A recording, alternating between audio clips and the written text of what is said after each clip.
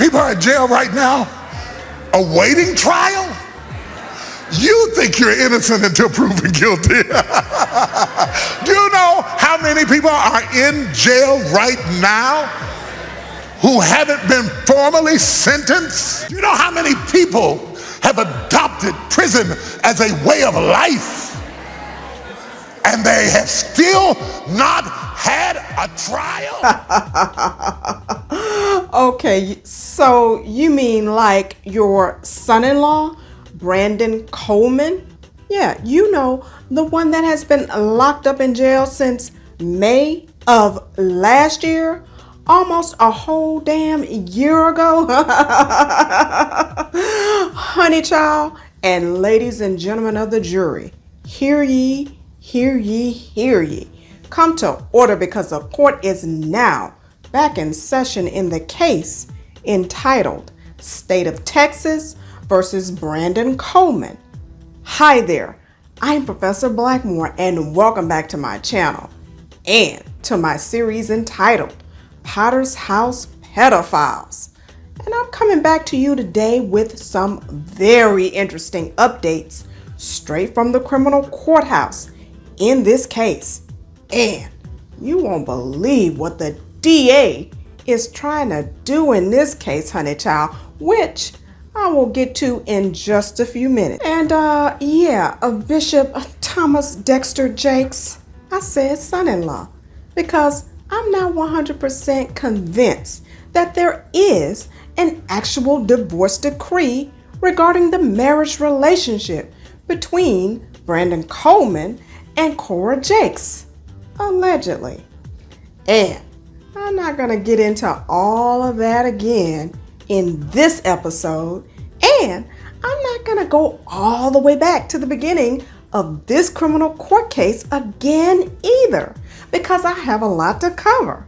So if you want to get caught up on all of the facts that I have provided directly from the criminal court file are pertinent to this criminal court indictment surrounding the arrest of Richard Brandon Coleman, the husband of Cora Jakes Coleman, aka the daughter of Bishop BishopTDJakes of the Potter's House Church, and why I don't think there is a divorce decree, allegedly, then please watch all of my prior podcast episodes in this series. And I just don't see how Bishop can be shining a spotlight on this case, talking about all of the people who are locked up in jail because they can't afford bail, when he could easily go get $10,000 out of his petty cash drawer and bond his son-in-law out of jail.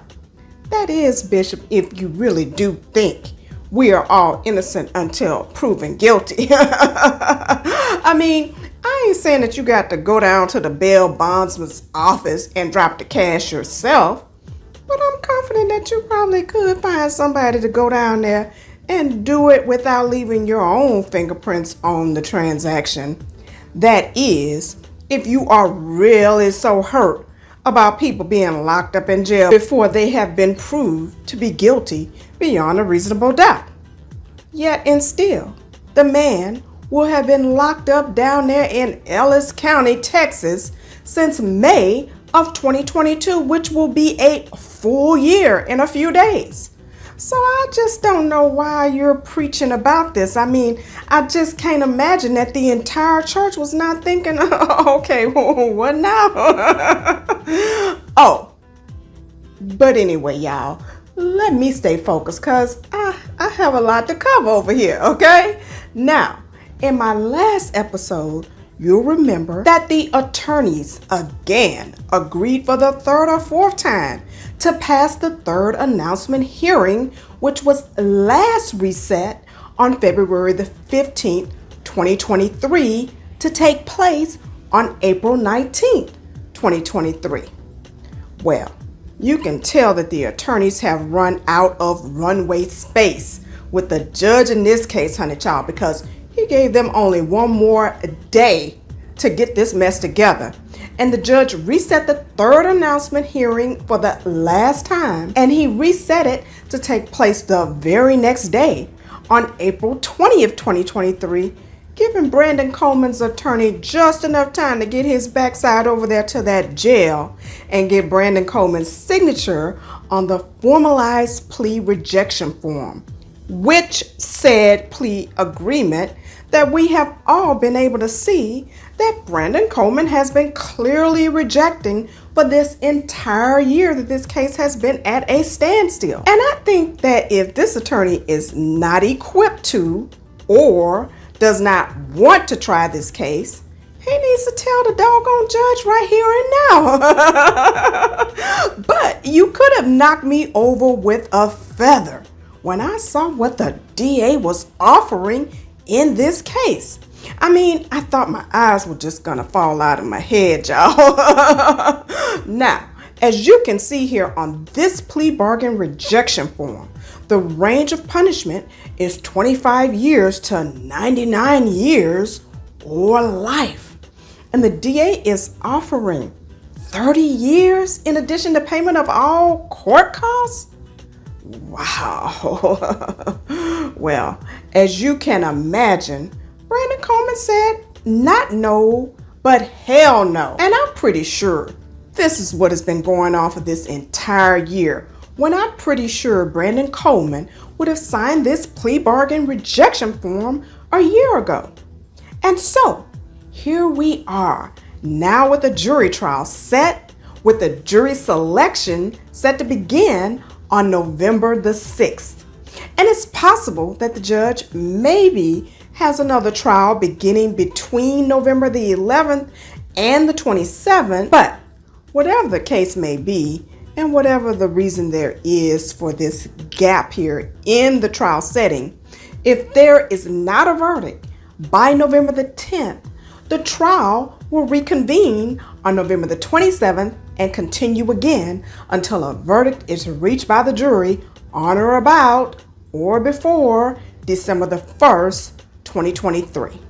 And so, this leaves me wondering if Bishop was talking about and or maybe even thinking about his son-in-law when he got all caught up in the heat of passion of preaching when he said all of this foolery.